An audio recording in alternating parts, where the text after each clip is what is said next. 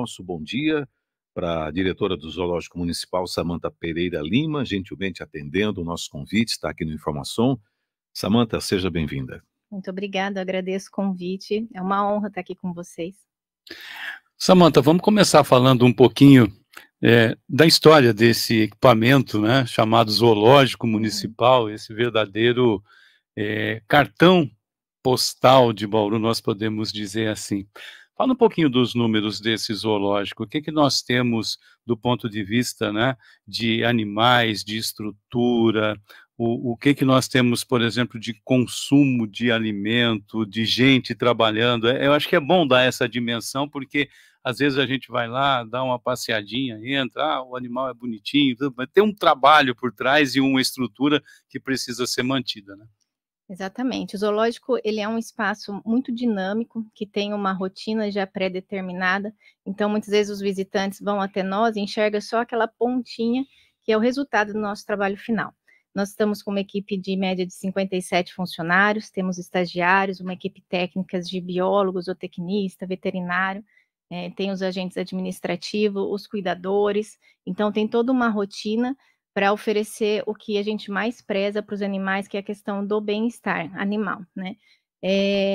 Temos em média 700 animais de 170 espécies, a maioria dos nossos animais são animais da fauna brasileira, são animais muitos da nossa região, né? Porque um dos nossos objetivos, uma das nossas principais missões é realizar trabalho de educação ambiental, de pesquisa, de conservação. Então, nós temos muitas instituições parceiras, estudantes que vão realizar estágio, trabalho de conclusão de curso, mestrado, doutorado, né, com os animais, com a parte de educação, e mostra o quanto o zoológico é significativo e importante para essa parte de formação também do aluno. Eu sou fruto do zoológico, eu fiz curso de férias quando eu era criança no zoológico, e depois voltei fazendo estágio como bióloga, e hoje uma honra estar à frente de uma instituição que tem um peso tão grande, não só para o município, mas para todo o entorno, né? Nós recebemos, em média, 300 mil visitantes no ano. Esse ano, nós já recebemos 170 mil visitantes. No mês agora de julho, nós recebemos 47 mil visitantes. Então, se pegar janeiro, foi em torno de 20 mil e agora 47 mil, que são os picos, janeiro e julho, que são as férias escolares, e cada época do ano tem um público diferente, né? Janeiro e julho são famílias que estão lá passeando com os seus filhos, na verdade, os filhos carregam os pais, porque é uma paixão para as crianças, os animais, a nossa fauna, e durante o ano a gente recebe muitas escolas, e isso é importante demais para a formação dos alunos, porque as escolas estão em busca de conhecimento, é uma extensão da sala de aula. O zoológico sempre foi planejado com esse olhar educativo. Os animais que compõem o nosso plantel, que vivem lá, eles estão disponíveis no zoológico, à disposição, de acordo com suas famílias. Então, tem um grupo dos grandes primatas brasileiros, pequenos primatas brasileiros, psitacídeos, que são os papagaios, a casa de répteis, para que o professor, junto com os alunos, consiga trabalhar também essa formação acadêmica e que o próprio aluno sozinho consiga trazer essa visão para os pais. É pedagógico, né? Com certeza. E aí a gente conta com toda uma equipe que faz esse trabalho de assessoria também, com os educadores ambientais, tem o nosso tradicionalíssimo curso de férias, que é uma honra a gente conseguir, há mais de 30 anos, ter todos os meses de férias, o curso de férias, o clube de agentes multiplicadores, que acontece no primeiro semestre dos anos. A gente abraça os filhos dos nossos funcionários no clube de educação ambiental, no curso de férias. Então, nosso trabalho realmente é bem intenso. E na área de alimentação também, na área de manejo veterinário também, tem toda uma rotina de medicina preventiva. Toda semana os veterinários se organizam para passar por procedimentos com os animais, e aí faz aquele check-up geral da medicina preventiva, raio-x, ultrassom, coleta de exame de sangue, parte de bioquímica, e mesmo assim, quando às vezes você pensa, morreu um animal, a gente perdeu um animal que é um ciclo da vida, esse animal continua sendo estudado, então faz-se a necrópsia, nós temos a câmara de animais, onde outros estudantes coletam material biológico para fazer pesquisa, né? Então, assim, o nosso ciclo de atividades, além de intenso, é de um impacto muito positivo para a sociedade. Ô, Samantha, quais são as maiores atrações do Zoológico de Bauru? O zoológico, ele tem vários animais, os animais ícones que as pessoas vão em busca, que são os animais de grande tamanho, de grande porte, o camelo, o tigre, a onça pintada, são os animais que atraem o pinguim. Ninguém imagina ir no zoológico e ver pinguim. E o legal, assim, dos nossos animais é que todos têm história. Ninguém está lá por uma questão de exibicionismo, eles estão lá por um papel de conservação.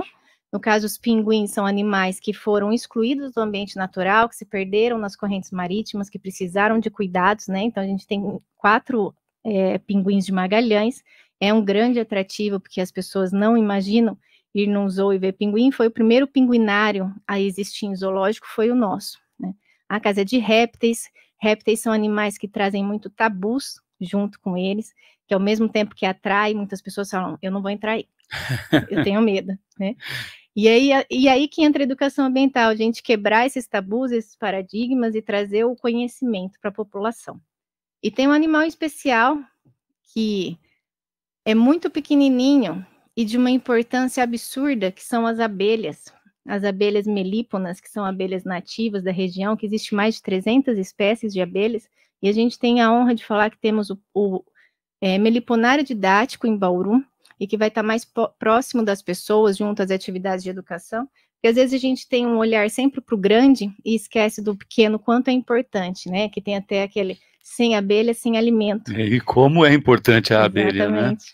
Falando um pouquinho desse trabalho que vocês têm de conservação, o Zoológico de Bauru também é reconhecido, acredito que até internacionalmente, pela reprodução em cativeiro de animais em espécies em risco de extinção. Como é que está esse trabalho de vocês? Porque nós tivemos na época, por exemplo, da reprodução do mico-leão da cara dourada, o mico-leão e tudo mais, que era o animal de destaque, e depois, hoje, fala-se muito pouco a respeito disso, né? A não ser no espaço lá. Como é que está esse trabalho? Nós fazemos parte de planos de manejo, que são realizados com outras instituições, né? Então, o zoológico faz parte de uma rede de zoológico, por meio da Associação de Zoológicos e Aquários do Brasil.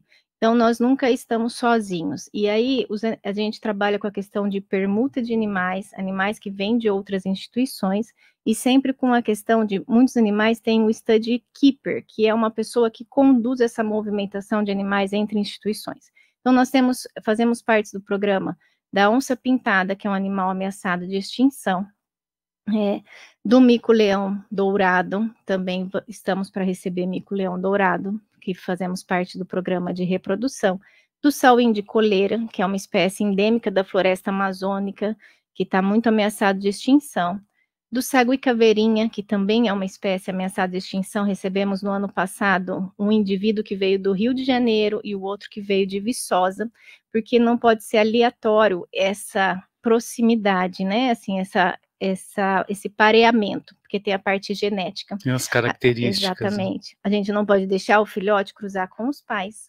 Então, tem todo esse manejo de ter a separação, a destinação. Recebemos o macaco-aranha de testa branca, que também é endêmico da floresta amazônica, muito ameaçado de extinção. Então, assim, nós estamos vivendo um momento de organização do plantel para reproduções de uma maneira centrada realmente nessa questão genética e que vai ter um impacto positivo com parceiros de vida livre para retorno, né, na natureza.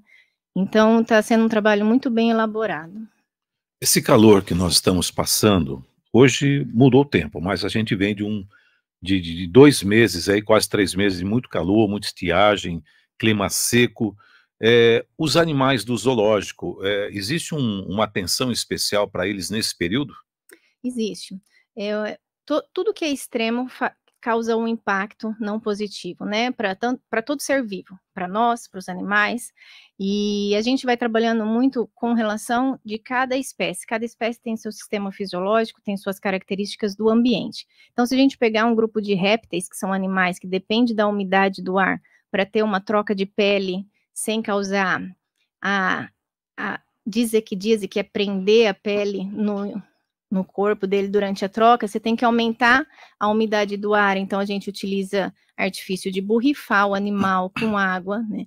Quando a gente está num extremo de temperatura, a gente trabalha com quesitos como ar-condicionado, tanto para aquecer como para esfriar. No caso do pinguim, a gente precisa sempre manter uma temperatura entre 18 e 20 graus, então a gente trabalha com a parte de refrigeração. Entramos também com aguar muito os nossos jardins, mas com todo o cuidado de não ter o desperdício de água, né? A gente tem ali, trabalha com água de reuso, com caminhão-pipa, para diminuir um pouco essa secura do ar que a gente vem vivendo. E aí, se é um extremo calor, a gente entra, então, com o ar quente, se é um extremo frio, ao contrário, e trabalhamos sem se esfriar, coloca um capim para os animais, feno, então a gente está sempre antenado a essas situações. Vamos falar um pouquinho de estrutura, né? A gente falou lá no começo e tem algo aí que eu acredito que deva ser tão chato para nós quanto para vocês, que é exatamente o nosso restaurante, né? É algo que já há tanto tempo se trabalha, foi inaugurado, agora tem essa questão de se colocar o prestador de serviço lá. Como é que está isso? Já temos uma previsão de quando o restaurante vai estar realmente funcionando? Que eu lembro que isso é desde a época do Luiz Pires ainda. O restaurante é um sonho que sim, nasceu com o Luiz, passou por várias etapas de dificuldade de construção da obra, né, rompimento de contrato, nova licitação, e foi uma realização de um sonho da instituição Zoológico de Bauru, a entrega de obra, que foi realizada no mês de março, né? Quando foi realizada a entrega de obra, já estava caminhando o processo de licitação para entrar a empresa, que não deu certo, que foi para recurso, e nós iniciamos um novo processo de licitação. Então, infelizmente, para angústia nossa e da população, a gente não consegue determinar um prazo de abertura do restaurante, realmente por causa dos trâmites burocráticos, né? Qual que é a maior dificuldade aí, Samantha? Mudando o ano, mudou a legislação, mudou da 866 para 14133, e aí mudou também as etapas de se realizar o processo de licitação. Então, para ocorrer agora uma nova licitação, é por meio de leiloeiro, não pregão. E aí, para isso, precisa se contratar o leiloeiro e, ao mesmo tempo, está caminhando o recurso da outra fase de licitação. Quer Então, dizer, tem que fazer um contrato para poder fazer o processo. Então, Sim. agora são duas coisas aí numa só. Exatamente. Então, não dá para saber, por exemplo, se no final do ano, nas férias, a gente já vai ter o restaurante ainda, não dá para saber. Não dá para ter essa precisão. Tá certo. Marcos? Samantha, é importante que o ouvinte da 94, porque nós não somos só ouvidos em Bauru, a rádio tem um transmissor potente, então tem muitas cidades da região que nesse momento estão nos acompanhando. Como é que é o procedimento para que escolas de outras cidades, o que as escolas precisam fazer para trazer os alunos aqui para o zoológico? A gente trabalha com o agendamento das visitas escolares, de projetos sociais, de grupos de religião, né? O agendamento é feito por e-mail, educação, sem tio e sem cedilha, né? Então, educacãozoobauru@gmail.com. A escola, a instituição vai entrar em contato por meio do e-mail, né? E a equipe de educação ambiental vai dar o retorno, questionando a data da visita, a quantidade de estudantes, a visita agendada para as escolas públicas, municipais, estaduais, projetos sociais, é isenta, tendo um limite de até 300 alunos por período. Então, nós seguimos um decreto em que 300 estudantes no período da manhã, 300 da tarde, com agendamento, tem a isenção, que é um estímulo para que se utilize o nosso espaço como um espaço de educação, né? E temos a visita monitorada, que também é agendada por e-mail. Hoje nós centralizamos tudo no e-mail para diminuir as nossas falhas. Você falou agora há pouco a respeito da importância de acompanhar o ciclo, né, da vida dos animais, inclusive até mesmo como base para estudo.